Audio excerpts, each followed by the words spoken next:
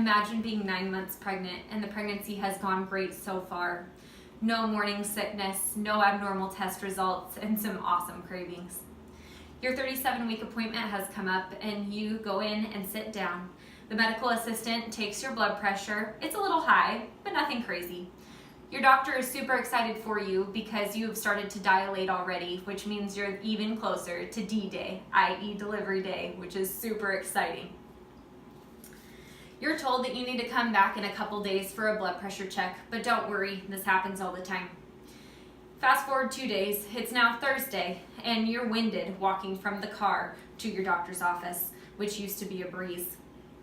You go in and sit down. Your blood pressure is now 150 over 105. Another doctor is in the office and assesses your situation. She advises that you go to the hospital for observation and monitoring. You arrive, your husband arrives, the nurse is giving you IV fluids and is taking your blood work. She comes back after only about 10 minutes, frantically walking in the room, saying she needs to get a hold of your doctor. Your blood work has come back and your liver enzymes have skyrocketed. Teamed up with your high blood pressure, it's all pointing towards the HELLP syndrome. Your doctor calls and gives you a little pep talk about how you already are a great candidate for induction and you need to have this baby today, because the only way to get rid of the HELLP syndrome is to deliver your baby. Luckily for you, after a short, but probably what felt like forever, 12 hours, you delivered a healthy and happy baby boy. After a 4 to 5 day stint in the hospital for observation, you then got to go home. The reason I can speak so candidly about this scenario is because this was my story with my son, Austin. I didn't even know what the HELLP syndrome was before my doctor told me I had it. In turn, after having him and coming home, I decided to delve deeper into what the HELLP syndrome really was, what caused it, and what kind of risk factors I'd be looking for in a possible future pregnancy. I'm here today to inform all of you expecting moms and dads about their risks and the concerns you may have about the HELLP syndrome. Out of the 5 to 8% of women that develop preeclampsia in their pregnancy, 10 to 20% of those women will develop the HELLP syndrome. However, there is no possible cause or known cause for the HELLP syndrome. Therefore, there needs to be more research done. The HELLP syndrome can be defined as a life-threatening pregnancy complication, usually considered to be a variant of preeclampsia. Both conditions usually occur during the later stages of pregnancy or sometimes after childbirth. This is according to preeclampsia.org. HELLP syndrome, the HELP part of HELLP syndrome is actually an acronym which stands for hemolysis, elevated liver enzymes, and a low platelet count. Hemolysis, it has to do with your red blood cells and how quickly they divide and move throughout your body. They are moving way too quickly and can result in the lack of oxygen that moves throughout your body. Elevated liver enzymes are a sign that your liver might be damaged or is in failure. Low platelet counts are important because without a good platelet count, your blood stops clotting properly, which can lead to excess bleeding.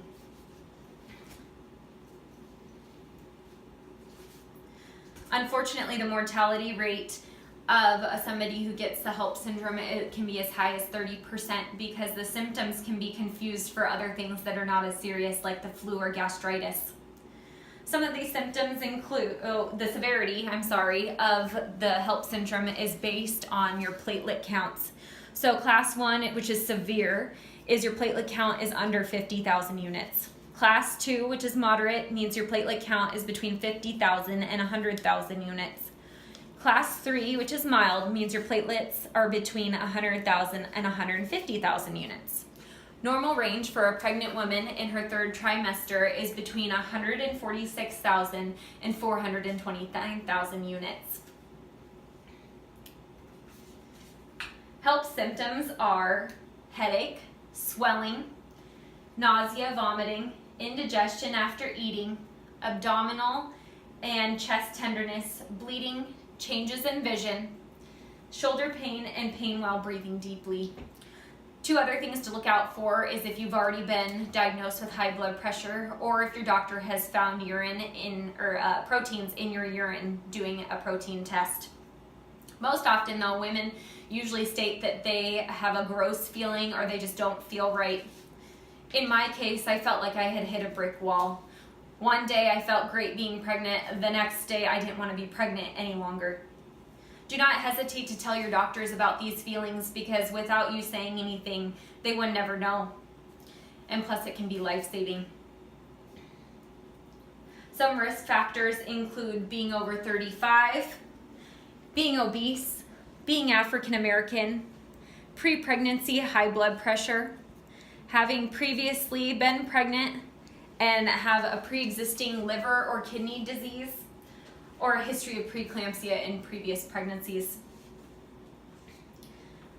However, ultimately, the most effective treatment for HELLP syndrome is delivering your baby. Some women who get diagnosed with the HELLP syndrome too early for delivery are often given blood transfusions, blood pressure medication, and corticosteroids for the development of the baby's lungs and to aid the mother's health. After delivery, some women even get a magnesium sulfate drip, which prevents seizures in the patient.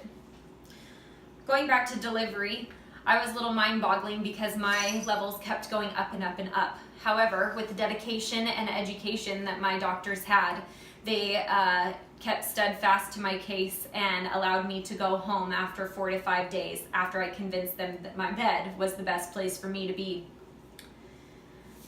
Ultimately, it took some time, but a couple days later, when I went to my next doctor's appointment, my levels had finally started to go back down to normal. The what ifs worried me so much that I decided that I needed to really delve into this before I had my next baby.